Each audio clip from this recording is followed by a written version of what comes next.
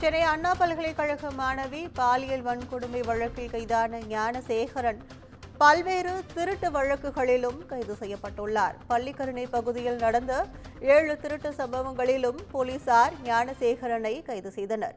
2022 மற்றும் 2024 வரை பள்ளிக்கரணை பகுதியில் உள்ள வீடுகளில் கொள்ளையடித்ததாகவும் பல்வேறு வழக்குகளில் கைது செய்யப்பட்டுள்ளதாகவும் வெள்ளாட்டை வீடுகளை குறிவைத்து காரில் வந்து கொள்ளையடித்ததாகவும் ஞானசேகரன் வாக்குமூலத்தில் தெரிவித்துள்ளார்.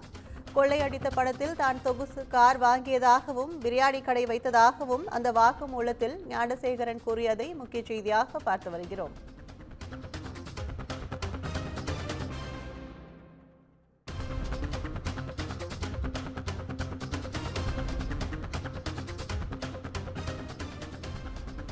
சென்னை அண்ணா பல்கலைக்கழக மாணவி பாலியல் வன்கொடுமை வழக்கில் கைதான ஞானசேகரன் பல்வேறு கொள்ளை வழக்குகளிலும் சிக்கியுள்ளதாக தற்போது அண்மை செய்தியை பார்த்து வருகிறோம். கூடுதல் விவரங்களை செய்தியாளர் சுப்பிரமணியன் வழங்க கேட்கலாம்.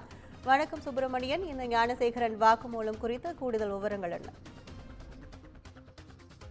அண்ணா பல்கலைக்கழக மாணவி பாலியல் வன்கொடுமை செய்யப்பட்ட வழக்கில் கைதான ஞானசேகரன் மீது திருட்டு வழக்குகள் நிலுவையில் இருப்பது ஏற்கனவே காவல்துறை தரப்பில் தெரிவிக்கப்பட்டிருந்தது.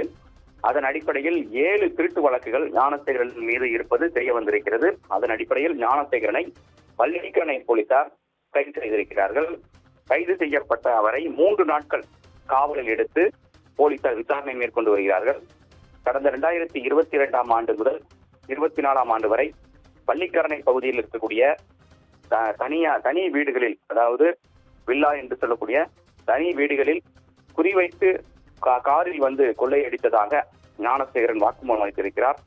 அதன் அடிப்படையில் ஞானசேகரனை பள்ளிக்கரணை போலீசார் கைது செய்திருக்கிறார்கள். அது மேலும் 7 வீடுகளில் இவர் கொள்ளை சம்பவத்தில் ஈடுபட்டிருப்பதாக விசாரணை தெரிய வந்திருக்கிறது. அதன் அடிப்படையில் 7 வழக்குகள் பதிவு செய்யப்பட்டிருக்கிறது. அந்த 7 வழக்குகளிலும் ஞானசேகரனை பள்ளிக்கரணை போலீசார் கைது செய்திருக்கிறார்கள். கைது செய்யப்பட்ட அவரை தற்போது காவலில் எடுத்து விசாரணை என்பது மேற்கொள்ளப்பட்டு வருகிறது. பள்ளிக்கரணை காவல் துணை ஆணையர் தலைமையில் இந்த விசாரணை என்பது தற்போது மேற்கொள்ளப்பட்டு வருகிறது. முக்கிய வழக்குகளில் ஏற்கனவே ஞானசேகரன் கைது செய்யப்பட்டு குண்டர் சட்டத்தின் சிறையில் அடைக்கப்பட்டிருந்தார். அண்ணா பல்கலைக்கழக விவகாரத்திலும் ஞானசேகரன் மீது குண்டர் சட்டம் என்பது பாய்ந்திருக்கிறது. தற்போது திருட்டு வழக்குகளிலும் அவர் தொடர்பு இருப்பது அம்பலமாகியிருக்கிறது.